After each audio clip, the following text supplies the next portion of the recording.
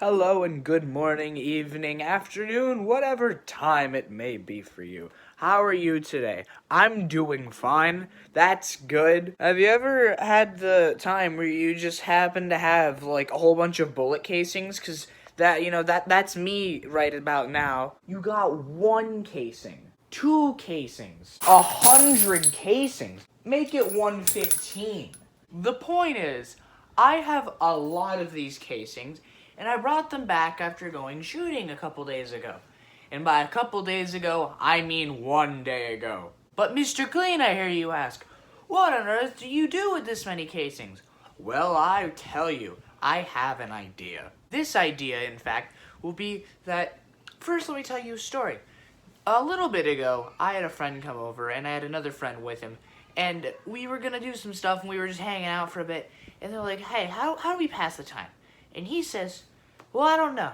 We gotta figure out something. And after a while, one of them says, hey, why don't we watch Killer Bean? You know that movie? Everyone knows that movie. Well, I thought that was genius. So we watch it, and that inspired me. When I went shooting, I remembered something. I'm like, hey, what if I made Killer Bean? Because he shoots a gun with, golden looking bullets. So I figured I take a bunch of the casings back, because they're useless at that point, and I make something out of them. So today I am going to attempt to show you how to create Killer Bean using clay and old used bullet casings. So, the first thing I figure is that I have to figure out a way that I can use these casings in a way that I can actually make something out of them. And I remembered that when I made the Obama prism, I made it with sheet metal. And the thing is that bullet casings are nothing more than sheet metal, but it's brass instead of steel this time. And there's the little primer at the end of it, which fires the actual bullet. But I tested it, and I can use tin snips to actually cut through the casings, meaning that if I cut all the way down to the bottom, I can cut around the primer, and I can have a tiny little sheet of metal. My idea is pretty simple. What I'm thinking I might do is, here's a little example. Here's a little thing that I made recently. Recognize him? It's from Animal Crossing. Fun game. But, that's aside the point. Look, you see the little base that I made for it? I figured that what I might do is I take the bullet casings, I cut them down the middle, take the little strip of metal, and then I take a bunch of those, and I actually make the base have a layer of solid brass and bullet casings. And then I stack more bullet casings on top to have like a wall of bullet shells behind him. Now, obviously, this figure will not be to scale where the bullets will actually fit inside the guns I'd make for him, but it's meant to be more symbolic than anything. I'm gonna just have it where they're kind of just directly behind him and have like these giant bullet type things, because let's face it, how on earth would I be able to create something that large? You know how much clay that would need? Anyway, I digress. We'll still be creating Killer Bean using these casings, and I have a feeling that it'll be one of the more annoying projects I'll have to do, but regardless, one of the fun ones. So I'd probably say let's start with cutting a couple of the casings down the middle and see where we get from there. And for clarification, what I mean is I'm pretty sure what I'll end up doing is I'll cut these ones down the middle, because ones like these, they'll be much harder to do because I'll have to cut through this and it might not work because the thing might not be able to fit. But these ones, the 9mm, I know they will fit. So these ones will have the strips, and I think these ones will be behind Killer Bean for the little wall thing.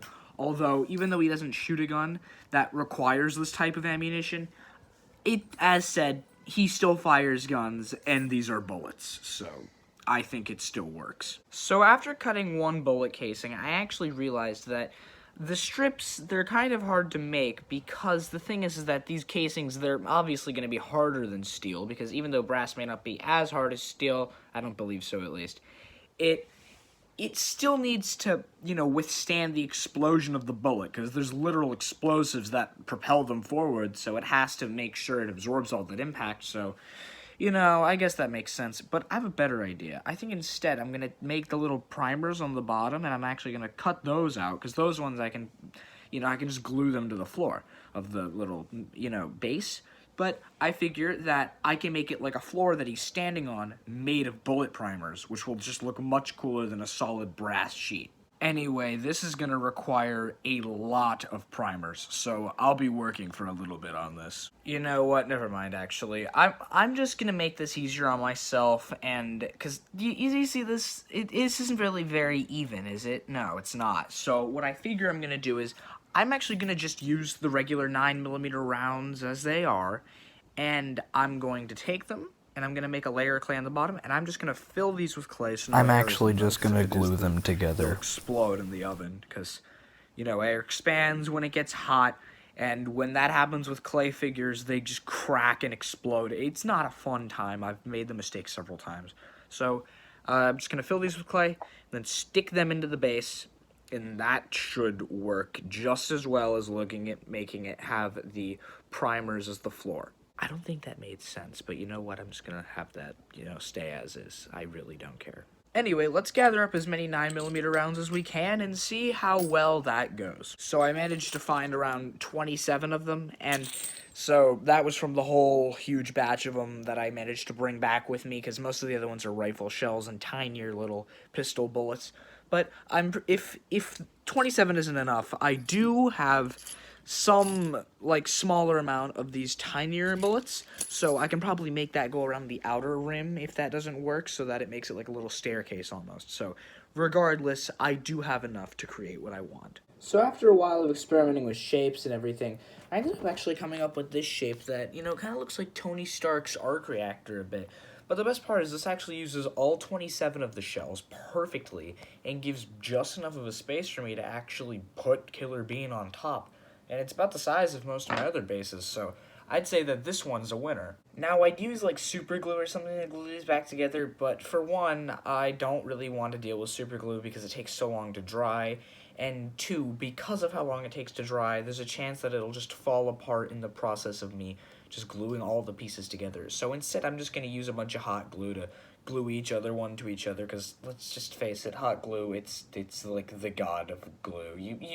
You understand, right? Everyone knows that hot glue is just the best. So I've glued them all together, and now I have one pretty much just solid mass of bullet shells, and this is gonna he's gonna be here, and he's gonna be standing up straight like this, and I'm gonna bake him separately and then glue him on to the actual base later. But now, let's get on to the clay part. So if you're for some reason subscribed to this channel, then I bet that you've at least seen, one of the things that I've made out of clay before. So I'm not really gonna list all the, essential things. You probably know that. Tools, wire, and clay. Simple as that. But there's really only 4 major colors that Killer Bean has.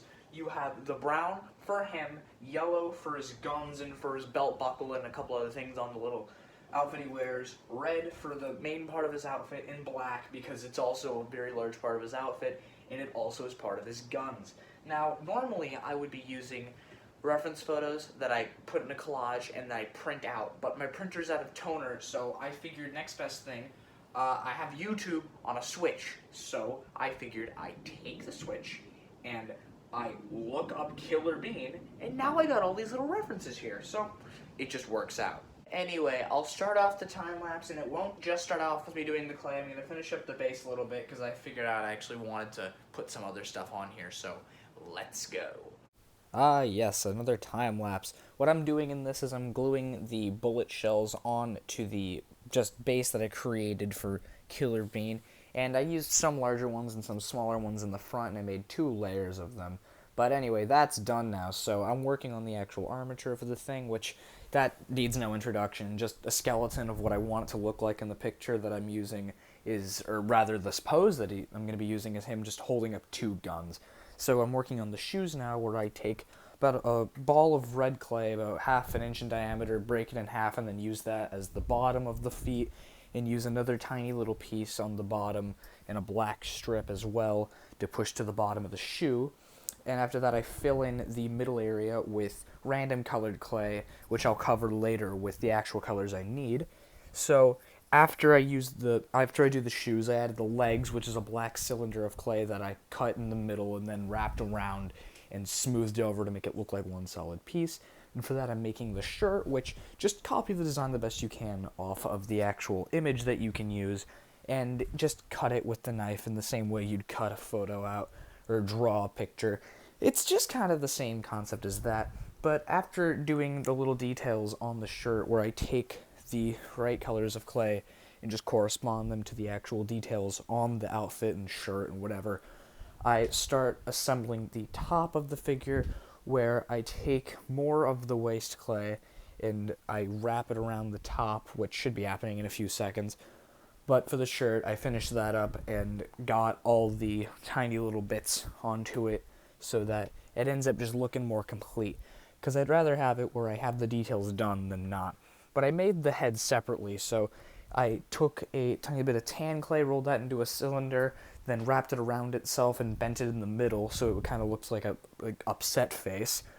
For the eyes, take a circle of the brown clay, smush it in your fingers, and then cut it down at an angle in the middle so that you can put them to the side and make them have like the eyelids, and you put them in the opposite direction that they'd be facing normally so that they would have the, little angry looking part, and do the same thing for a circle of white clay and stick that to the bottom, and then just make the eyes by taking a tiny thin strip of blue clay, wrapping it around in a circle on each of the eyes, and putting the little black dot for the pupil in the middle. And I'm working on the guns at the moment, and the arms and everything. So the arms are simple. Take black clay and a cylinder of it, cut it in the middle, put it over the wire, and make the hands just as they look in the photo. But for the guns, they were a little more complex. I took some strips of yellow clay, and I took other parts, wrap them around, just make them look like the picture. And that about does it. So I hope that narration me did a good job at explaining that. And I hope you had something out of this. I don't know. Yeah, maybe. I guess you might have gotten something. If not, oh, I'm sorry. Do you have an issue? Is there a problem? Regardless, I hope you have some semblance of entertainment from that. And aside from that, bye. Yeah, that's all. Have a nice day.